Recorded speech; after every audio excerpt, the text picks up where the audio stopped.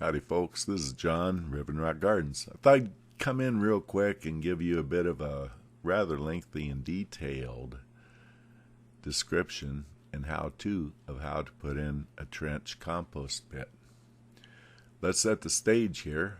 First off, you'll notice that pumpkin at the far top right. That is where I began this particular trench compost pit about 3 or 4 months ago. I just dug out some soil, started putting in the coffee grounds and eggshells, corn cobs, melon rinds, everything like that. Basically everything except for any meat or fat. And then I would just dig out a little bit of dirt, as I will demonstrate here. And we will proceed as I go along.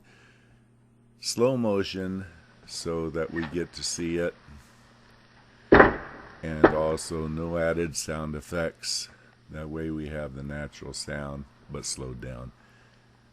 So basically what we're doing here is every 2 or 3 days we take the household kitchen waste and we add it to the end of the trench.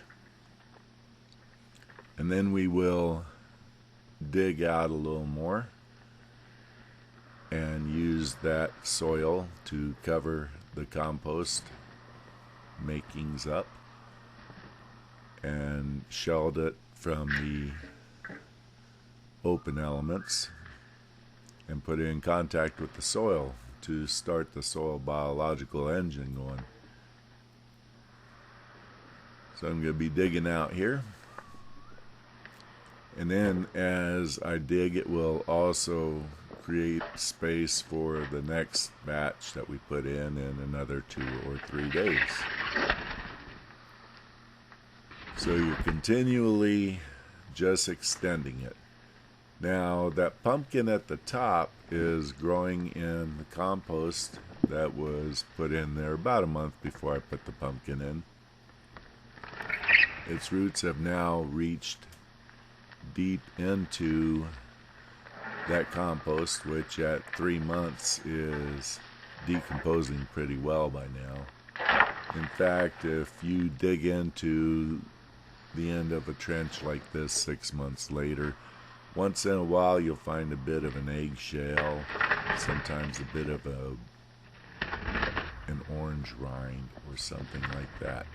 But the biology of the soil will eat this stuff right up.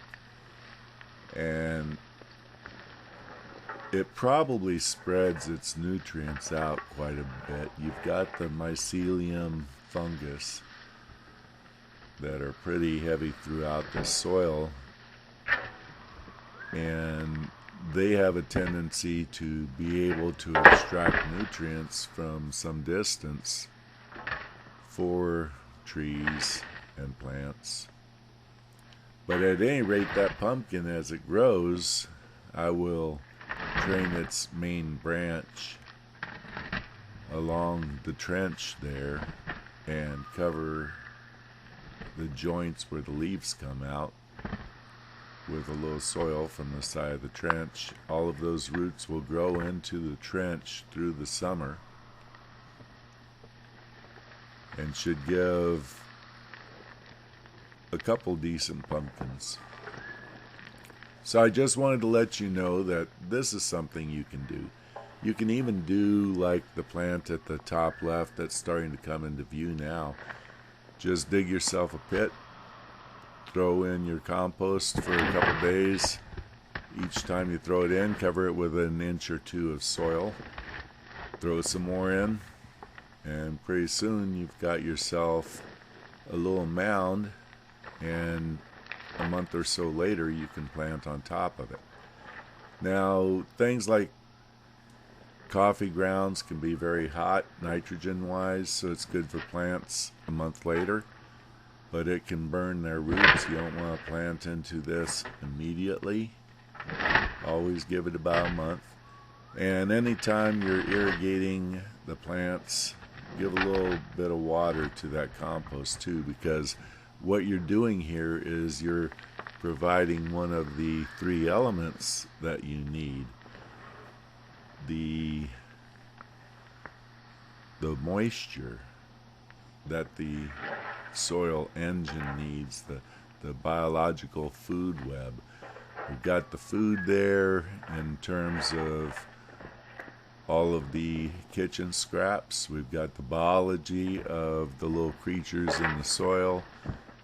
We've got the aeration from this turning, and now we need to keep up with water. Take care, folks.